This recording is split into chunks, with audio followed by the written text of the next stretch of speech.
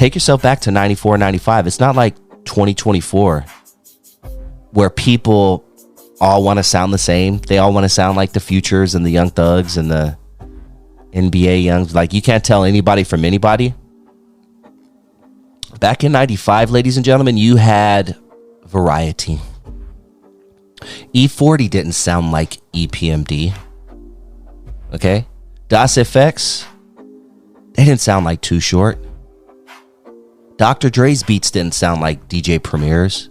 Like, it was just a different time, but everybody was good. And E-40 stood out. But E-40 got a lot of hate back then. He got a lot of hate back then. Who is this weird sounding guy? And I remember telling people I like E-40, and they would tell me E-40's whack. Ooh, you know what that did? E-40's whack. What? Boy, that was fighting words for me, because I knew in my heart, I was like, no, this guy's not whack. This guy ain't whack. There's no way this guy's whack. This guy is not whack. And I'm not taking that for an answer. I knew E-40 was something. And I still know E-40 was that. I knew I was right. I was right. Fast forward 35 years, I was right. E-40 is still doing his thing. Every few years, he has a damn hit single. Or he's involved with the hit single or something. Nope. Yup. Have a toad on the... Nope. Paper trigger? Yup. I mean, come on, dog. That was my thing. Ever said it nigga out when he was down and there's nope? Like, come on, dog. Nigga don't act like a bitch. That's why E-40 bitch. Ugh, don't do it. I mean, come on, dog. I don't F with you.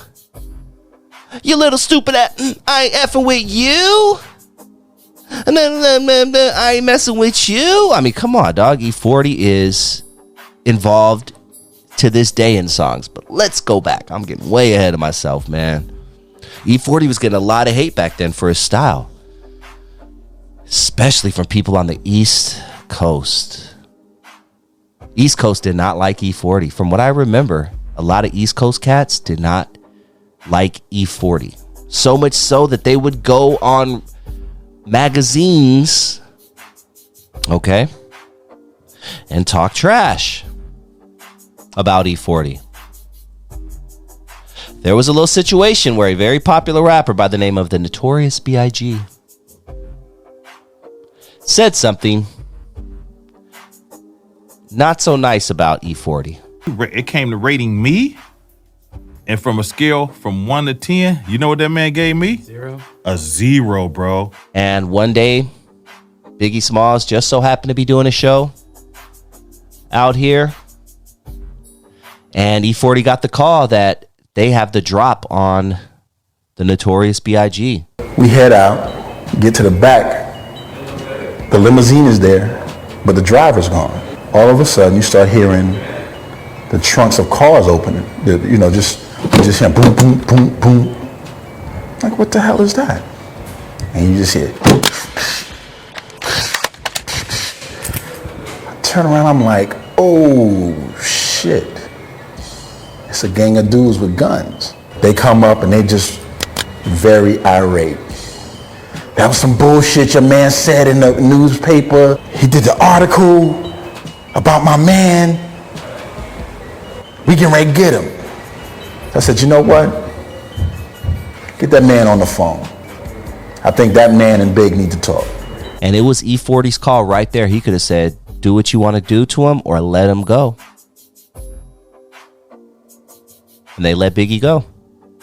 So they called me and he put me on the phone and say, man, what's happening? What was up with that, situation? Man, they got me real drunk, man, and I just got to saying anything, man. And, and what else he said? He said, man, Duke, he said, I with Sprinkle Me, Duke. I rock with Sprinkle Me, Duke.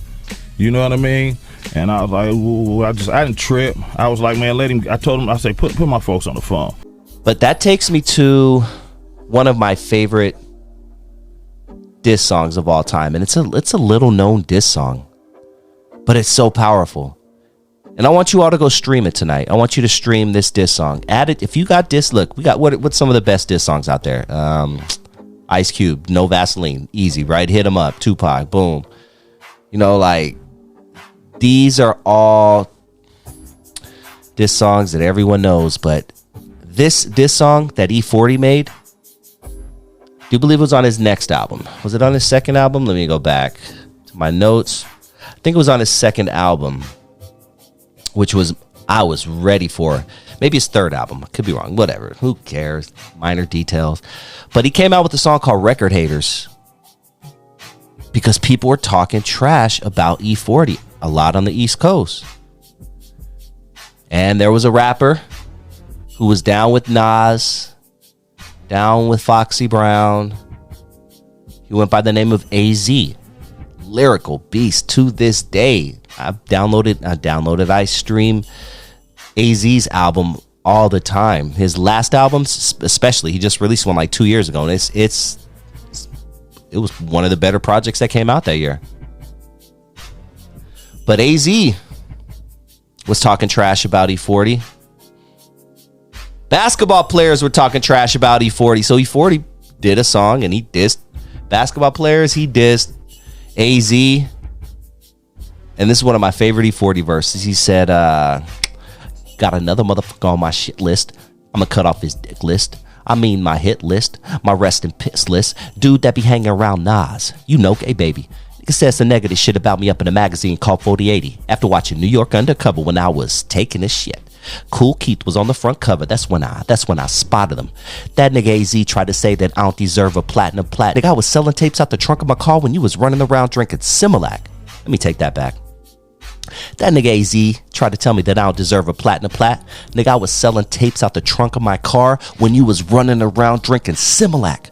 All up in your fake ass videos, champagne and coffee full of skrill. Nigga, knowing damn well your punk ass ain't had no meal. He's calling out AZ, knowing your punk ass ain't had no meal. Meanwhile, E-40, independent at that time, had already sold 1 million copies times 10 dollar.